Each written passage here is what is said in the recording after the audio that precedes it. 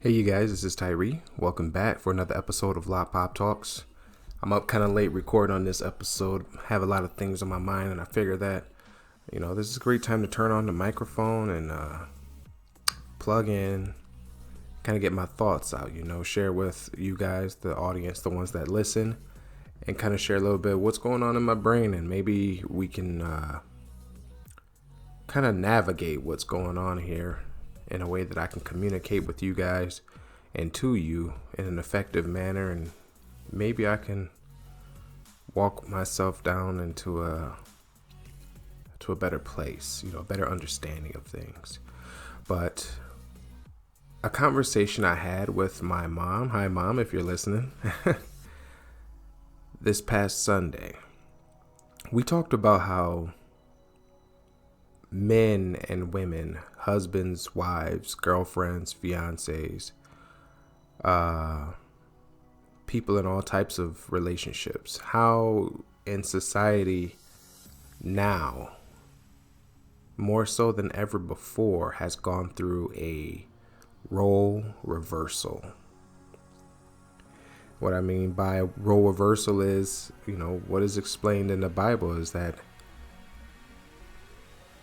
the end of days, if you will, that we enter into, where children are more like the parents, where the stat quo of the world is turned upside down and on its ear.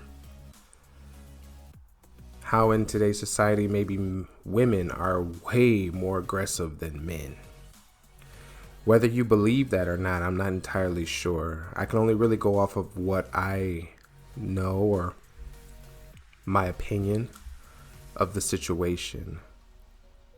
But what's been on my mind a lot lately is hearing and reading about how more than half of divorces in a marriage are initiated by women. And I'm pretty sure you could do the research pretty much anywhere online. I'm not going to bother to do it really, because again, this is not about trying to place truth or anything. I'm just kind of working out through some personal thoughts right now. But my personal thoughts have brought me to a group of questions, and it's something that I've noticed. If more than half of divorces are initiated by women, why is it that there are more women who are looking to salvage or save their marriages than there are men? Perhaps I'm in the wrong vein when I think about my approach to this topic, because on social media, I see and find and hear from women all over who are in one way or another standing for their marriage. I hear from women who believe that they're standing for their marriage when really what they're doing is using a divorce to get what they want. And that's what shocks me about role reversals, and maybe why I haven't heard from more men on the topic. See, I think that when you fight for something, no matter what it is, no matter how you go about it, it's like when you were a child, your parents tell you there's certain things you don't need to be doing. There's certain things you need to stay away from. There's certain people to stay away from. There's certain things you just should not be doing. And you ask your parents, well, why? Why can't I do this? Why shouldn't I? Maybe you defy them because that's your style or whatever, or it's natural for children or an adolescence to do such a thing. They to go against what their parents say. And you do it, right? You get that thing you fought so hard for, or you go to that event that you maybe should not have went, but you found a way to get there. And then everything you thought was going to happen didn't happen. Or the results you were looking for weren't favorable for you. That's what I think of when I think of role reversal.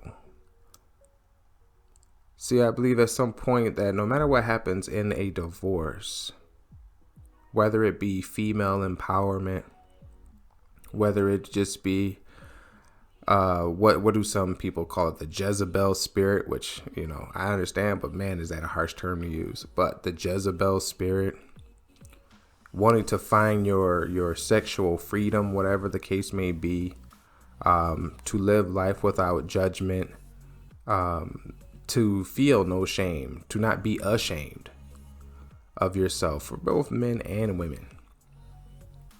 I never really worry about what it is that a prodigal spouse chases after. Because if it was meant for them, then they'll have it, right? You can't control people. I believe that they're going to have it. They're going to go get it. They're going to obtain it.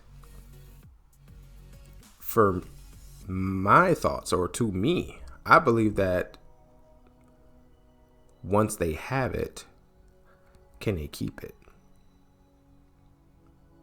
I think about that like as an adolescence. If your parents or your friends or whatever, they tell you to stay away from something, you go ahead and you do it anyway. Things don't turn out the way you like it. You turn around and the next thing you know, you have to call somebody to come save your butt. Because you got in way over your head and everybody told you were making the wrong moves.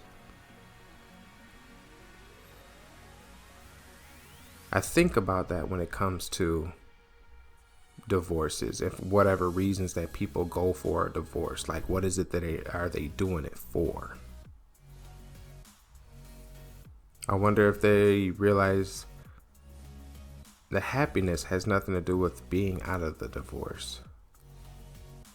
It's all about how you were living your life while you were married.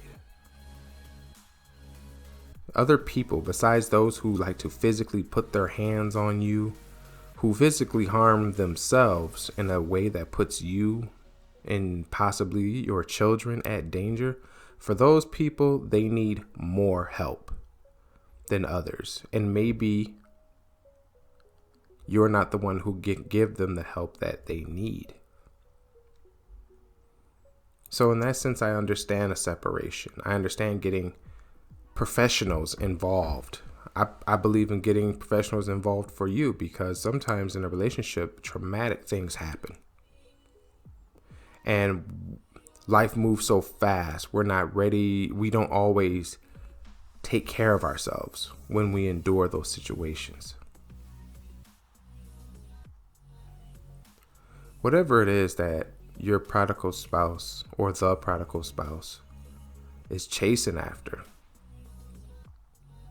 like that adolescence, they're gonna find a way to get it. But I believe that sticking close to the right hand of God is what's going to help you, is what's going to sustain you. Even when you see, even when you hear, and even may believe that your prodigal spouse is happier without you, that they're leading the best life they could have ever imagined when they stepped out of yours. It is not easy watching somebody you've spent your life and built your life with walk away.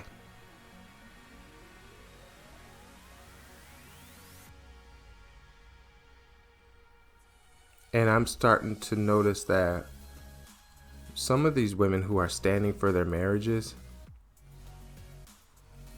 are doing it after they've made the mistake of believing that the life that they wanted was attainable only through the severance of their relationship with their husbands.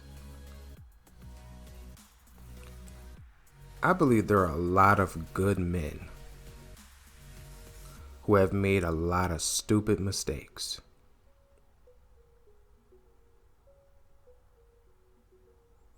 And are trying and have done their best and are doing their best to take care of themselves, to reestablish who they are, to step into the role that they were meant to be. Because when you have no clue of the power you have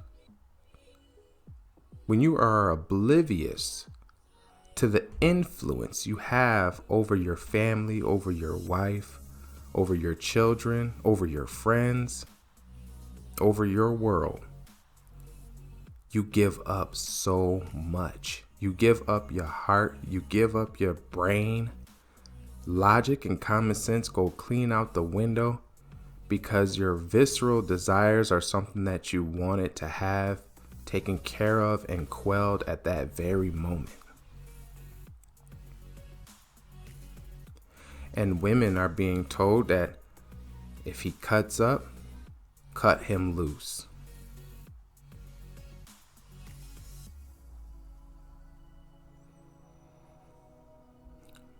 Marriage is not about who rules over who. At least not to me. It never did. Who rules over who? I do believe that there's a bit of a system in place, whereas the husband is the head of the house, followed by his wife, the children, and all others underneath. But the husband is under the rule of government, under the rule of Jesus, under the rule of God. That's the system I follow. Government, maybe not so much, you can choose to comply or not. But these are just the thoughts. I'm not quite sure if what I'm saying is resonating with you, with my listener. I just felt like this is something that's been on my mind. I just wanted to get off, and maybe if it catches you, let me know if it catches you.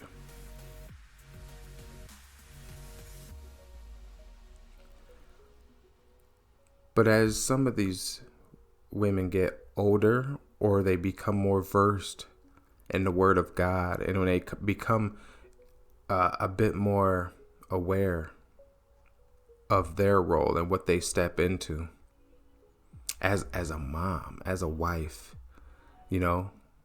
as a being that has this ability to add onto the life you have. Some of these women are finding out that the way that they were raised, the way that they were taught, the way that the world wants them to act towards the men in their life is wrong. It's downright wrong.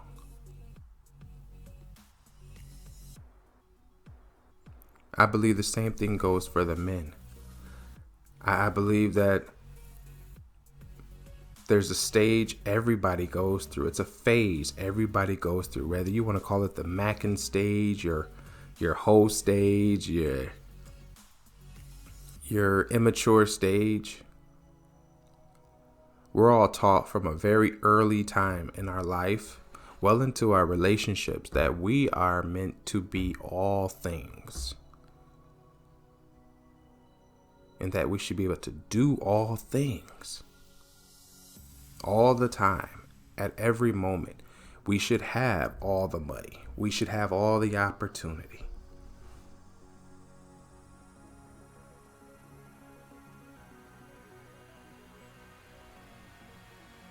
Whatever happened to building who you are first and using the gifts that God gave you to establish the life that will sustain you?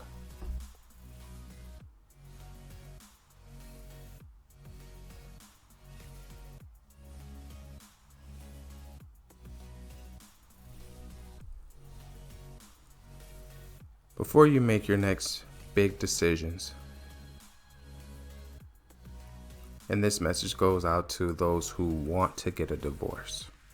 If you are listening to this podcast, you've made it to about the 14-minute mark. Before you decide to get a divorce, why don't you write down those things that are causing you to think this way? And identify if it's something that just irks you to no end, Or is it something you just can't stop thinking about?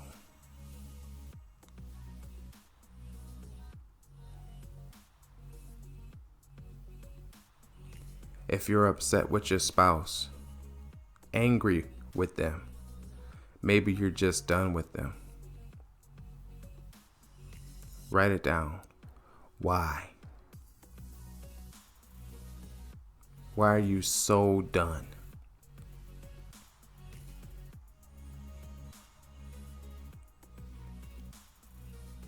And look at that, what you write. If what you have written is an essay full of words that or sentences that start with the letter I, I.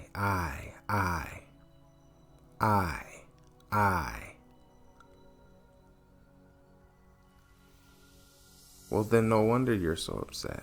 No wonder you're ready for a divorce. You've been thinking about you and only you. It happens. It's the world that we live in. Self-preservation, self-happiness, self-love.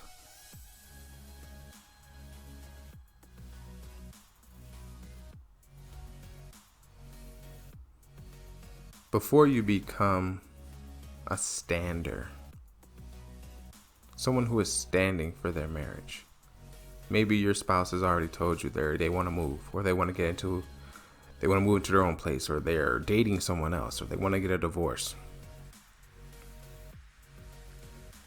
If you're angry with them for whatever reason, if you're resentful of your spouse for whatever reason, give yourself a chance to think about if you two were to restore each other and reconcile in your marriage. What are you willing to work on and tackle in order to make that happen? Because if they were to come back home, man or woman, husband or wife, would things change? Or would they be coming back home to a bitter partner? Role reversal might be the works of the enemy.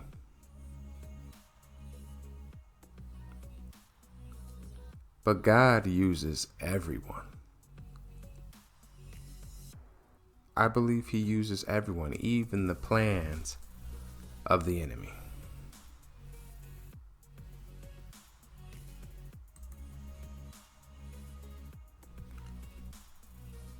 See, the problem with the enemy's plans is that before he even conjured them, they were already destined to fail. And you know why they fail?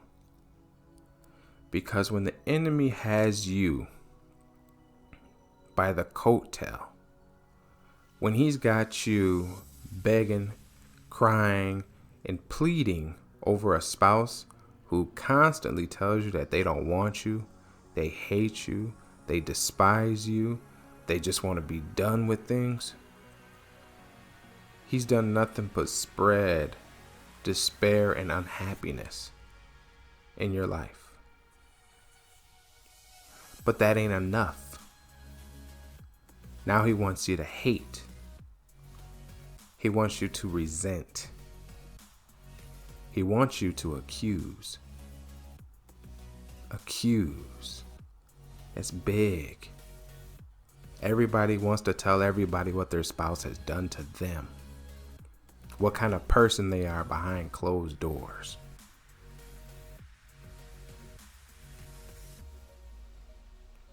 The enemy pushes you and pushes you and pushes you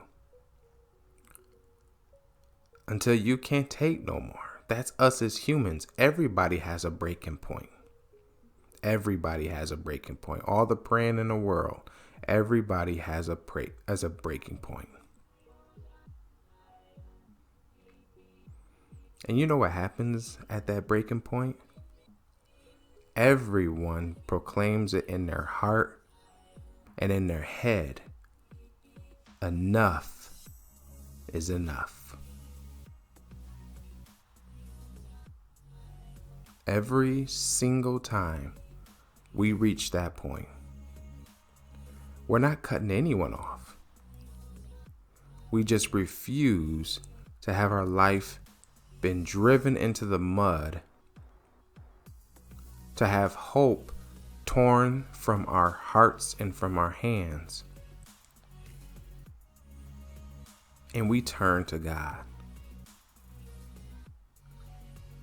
Prodigals, standers, we all have our breaking point. God uses every single angle everyone uses, including the enemy, because he knows how far you'll go. He knows where the turning point happens. That's why there's no worry in our God. That's why there's no despair in our God. That's why he tells you, don't worry. Don't despair. Because he knows where this is going. He's already seen it. And he's waiting because he can see the joy that will one day be in your heart. For those who are trying to get divorced, he sees that one day you'll see the happiness you're seeking has always been there with you. And it's been hiding in plain sight. We're not going to sweat role reversals.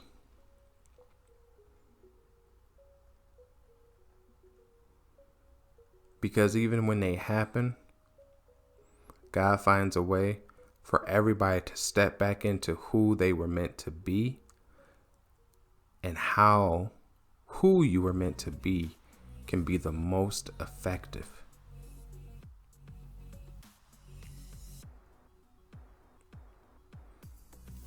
I did this podcast because it's been on my heart and been on my mind heavy.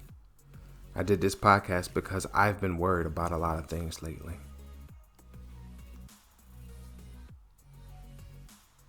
And I thought I had to share my thoughts with you.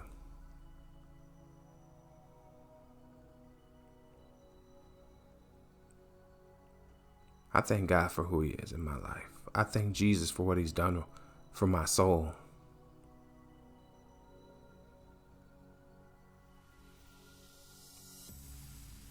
And I hope that I can be an example for the people in my life, my wife and my children. I ask God to continue to use me, to use this podcast, this channel, this page. I ask God if he'd use it any way that he sees fit.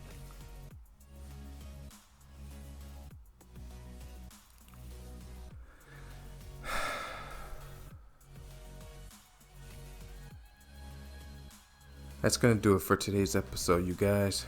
Sorry for the long-windedness, but I felt like I had to work some things out, and I felt that spending time with the audience is